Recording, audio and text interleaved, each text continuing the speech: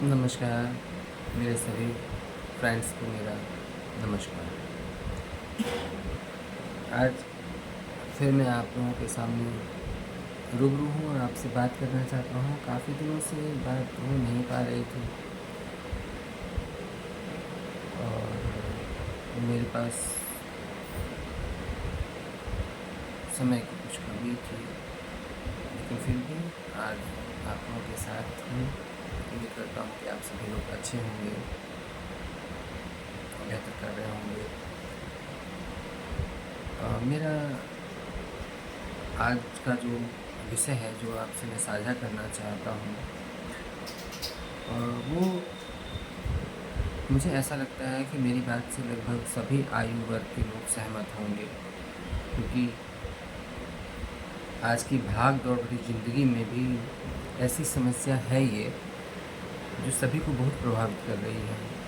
और आप सभी जानते हैं कि भाग दौड़ भरी ज़िंदगी से मेरा मतलब क्या है। और ये एक ऐसी समस्या है जो लगभग हर किसी को, यानी सिर्फ मनुष्यों की बात नहीं है, ये हमारी धरती को, हमारे पर्यावरण को प्रभावित करती है, और वो है प्रदूषण।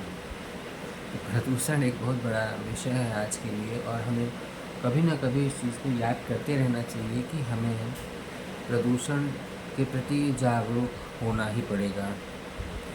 काफ़ी देर तो हो रही है इस विषय पर, क्योंकि ये एक वैश्विक समस्या है और इससे हमारा जो ध्यान है वो नहीं रहता। मैंने शुरू में इसीलिए कहा कि हमारी भाग दौड़ भरी ज़िंदगी के बीच में हमें रुक कर ये देखना होगा कि हम प्रदूषण के प्रति हम क्या कर सकते हैं, और वो करेंगे तभी जब हम इसको समझेंगे कि प्रदूषण किस तरह से हमको प्रभावित कर रहा है।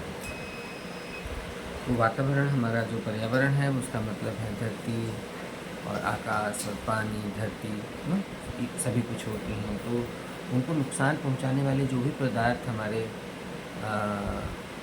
हैं, और उनके अलग अलग पहलू हैं, जिनमें कि हम आपको बताना चाहते हैं कि ये एक्चुअली होता क्या है कि हमारे वातावरण को जो भी पदार्थ नुकसान पहुंचाते हैं वो हमारे पारिस्थितिक तंत्र को नुकसान पहुंचाते हैं, इकोसिस्टम को, जो कि सिर्फ न मनुष्यों के स्वास्थ्य को, बल्कि पेड़ पौधों की उनकी अपनी जो इकोसिस्टम है उसको भी काफ़ी हद तक प्रभावित करते हैं।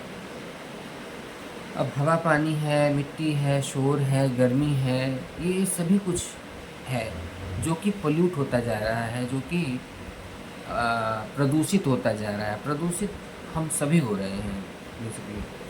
तो उसमें जो पहला नंबर, सबसे ज़्यादा जो आम बात है, जिसमें कि हमें लगता है कि हम इस बात को समझते हैं, रोज़ हम समाचारों में देख रहे होते हैं, रोज़ हम अपनी निजी ज़िंदगी महसूस करते हैं, किसी न किसी के साथ ऐसी समस्या होती है कि वो कहता है कि भाई वातावरण कितना प्रदूषित हो रहा है। तो ये हमारा हवा का प्रदूषण है, जो हमारी हवा को बर्बाद करने की तरफ लेके जाता है। और ये किस वजह से होता है, ये भी अपने आप में एक अलग विषय हो सकता है, लेकिन मोटे तौर पर हम कह सकते हैं कि हमारे यहाँ जो फैक्ट्रीज़ हैं और कारें हैं, बसें हैं, ट्रक्स हैं, तो हम जो फॉसिल फ्यूल यूज़ कर रहे हैं, जो हमारी धरती से निकलने वाला जो ऑयल है, वो जो हम यूज़ कर रहे हैं, और आज से नहीं, हमें बरसों हो गए इस्तेमाल करते हुए, कई दशकों से हम जो है लगातार उसको इस्तेमाल कर रहे हैं।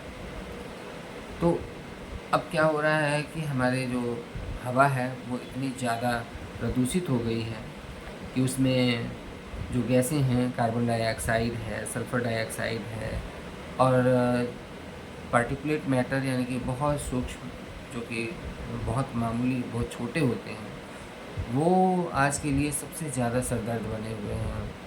डीजल से निकलने वाले प्रदूषक तत्वों में भी पाए जाते हैं, और इवन सीएनजी में भी पाया गया कि उसमें भी पार्टिकुलेट मैटर मिलते हैं, जो कि अभी तक सरकारें भी समझती थी कि वो ज़्यादा सेफ़ हैं, लेकिन अमूमन इतनी भी सेफ़ नहीं है। तो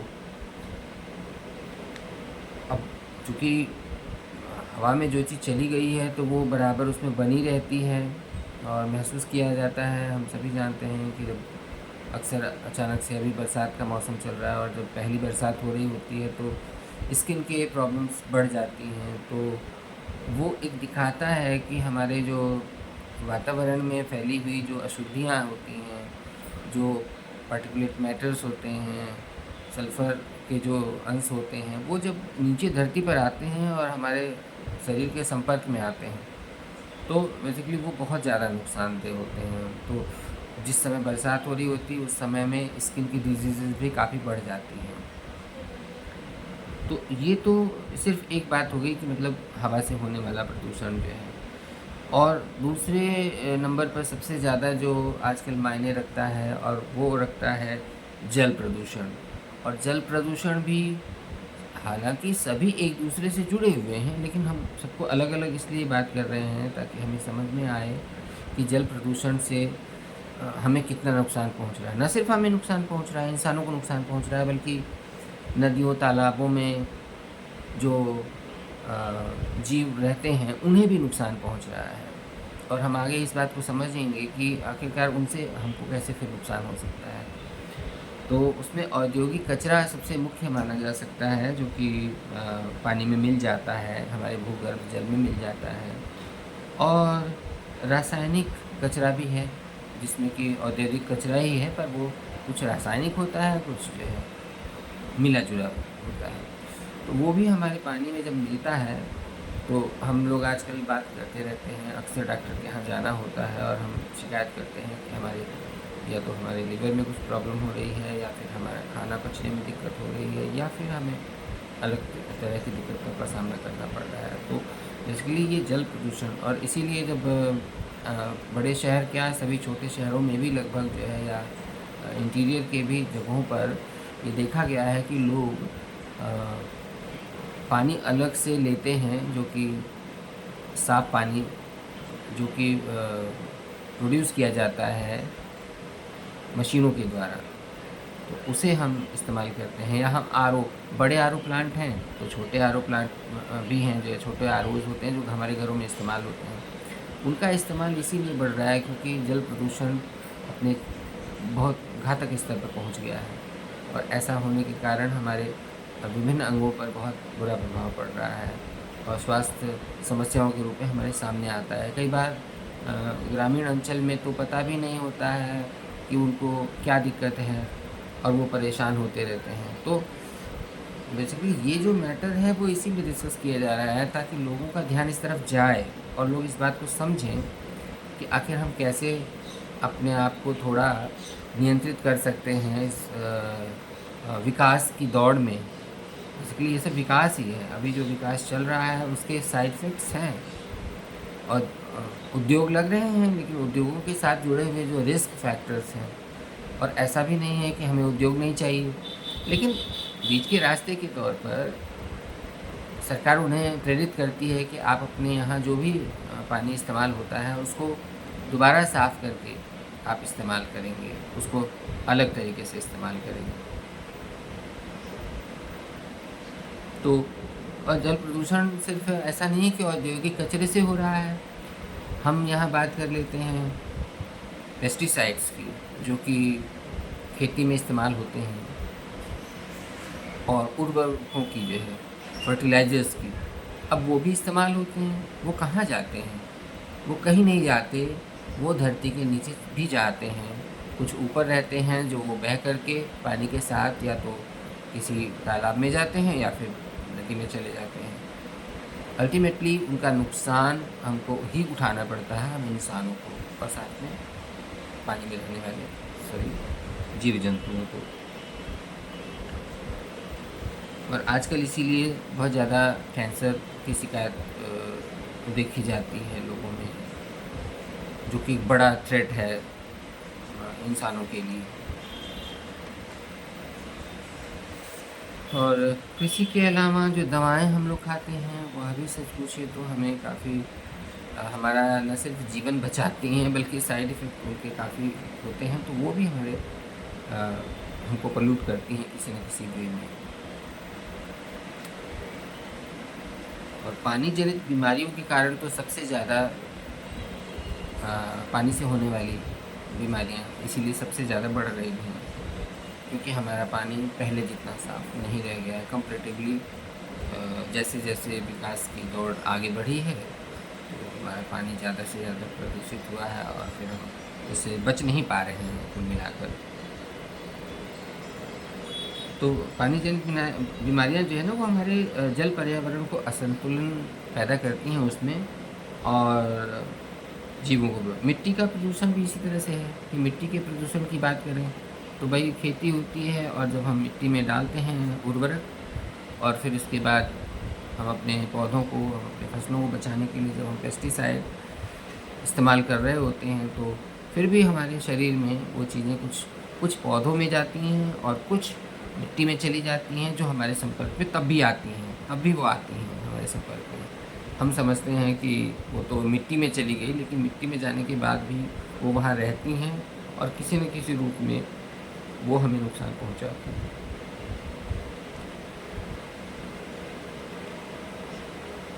अब अगर न डाला जाए उर्वरक तो फिर अनाज की उत्पादन क्षमता कम होती है और फिर भी वो इंसानों को ही प्रभावित करती है। तो ऐसे में जो है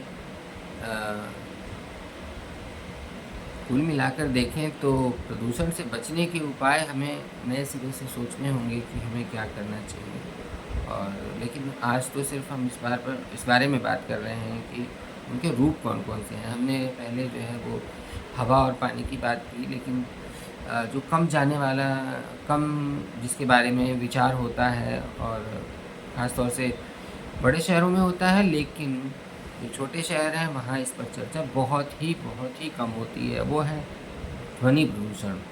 शहरी हो या अर्ध शहरी हो, वो सबको प्रभावित करता है, जिसमें वाहनों का शोर हो गया, कल कारखानों का शोर हो गया, लाउड स्पीकर का अनियंत्रित उपयोग।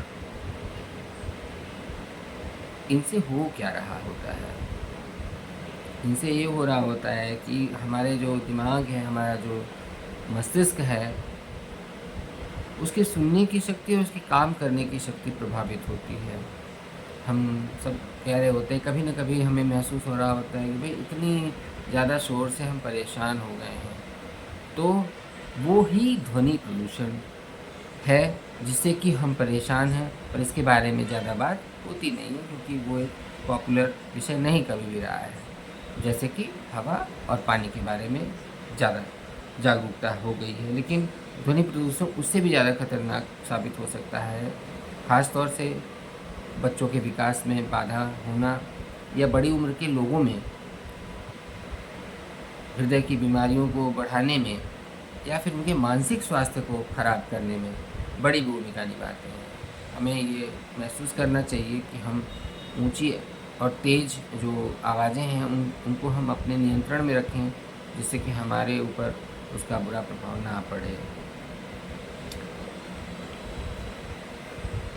ये देख कर के बात वही है कि हम उसको फिर ग्लोबली अगर देखें तो वातावरण में उत्सर्जित होने वाली ग्रीन गैस मुख्यतः कार्बन डाइऑक्साइड है, जो दुनिया भर में सामान्य तापमान में वृद्धि को बढ़ा रहा है, वृद्धि कर रहा है। पर्यावरण के सभी हिस्से, चाहे वो जल हो, मिट्टी हो या पानी हो, सबका तापमान बढ़ रहा है, क्योंकि ग्रीन हाउस इफेक्ट प्रोड्यूस हो रहा है। और हमारे पास ऊर्जा के स्थायी स्रोत भी हैं पर कम हैं, जबकि हम उन स्रोतों का इस्तेमाल करके हम प्रदूषण से बच सकते हैं, जिसका सबसे अच्छा उदाहरण आजकल सोलर का है। सोलर का इस्तेमाल और कूड़े कचरे का बेहतर निस्तारण। हम कूड़े को जितना बेहतर तरीके से उसका निस्तारण करेंगे, उतना ही हम प्रदूषण से बच सकते हैं। तो हम यूं ही किसी चीज़ को नहीं फेंक सकते। अपने सामान्य जीवन में इस्तेमाल होने वाली सामग्रियों को, चाहे वो जैविक हों, अजैविक हों, हमें उन्हें कैटेगराइज करना ही होता है। सरकार इस दिशा में काम करती रहती है, पर हमें भी, आम जनता को भी इस बारे में विचार करना चाहिए और इस पर थोड़ी सी बात करनी चाहिए। कुल मिला के हम ये कह सकते हैं कि जो प्रदूषण है एक वैश्विक समस्या है और इसका समाधान बहुत जल्द निकाला जाना चाहिए बेसिकली, क्योंकि हमारे पास वैज्ञानिक ये कह रहे हैं कि हमारे पास बहुत लंबा समय नहीं है इस पर काम करने के लिए। देर हो रही है, हमारे औसत तापमान में बढ़ोतरी होती चली जा रही है। और ऐसा भी नहीं है कि ये सिर्फ सरकारों का काम है, बेसिकली ये सरकार और हम आम जनों का भी कर्तव्य है कि हम उनके साथ कदम से कदम मिलाकर उनका साथ दें, क्योंकि अकेले सरकार कुछ नहीं कर सकती इस विषय पर, जब तक कि आम जनों का सहयोग उसको नहीं मिलेगा। तो धरती पर जो भी सभी लोग हैं वो पारस्परिक जिम्मेदारी लें, जागरूक बने और सरकार को पर्यावरण सुधार में अपना योगदान करें। इसके लिए हमें अपने निजी जीवन में भी सुधार करना होगा, प्रण लेना होगा कि अधिक से अधिक वृक्ष लगाने होंगे, जिससे कि जो है कार्बन डाइऑक्साइड का जो इफ़ेक्ट है उसको न्यूट्रलाइज़ किया जा सके, बेहतर बनाया जा सके पर्यावरण को। अगर ऐसा होगा तभी हम अपनी आने वाली पीढ़ियों को एक बेहतर पर्यावरण दे सकते हैं।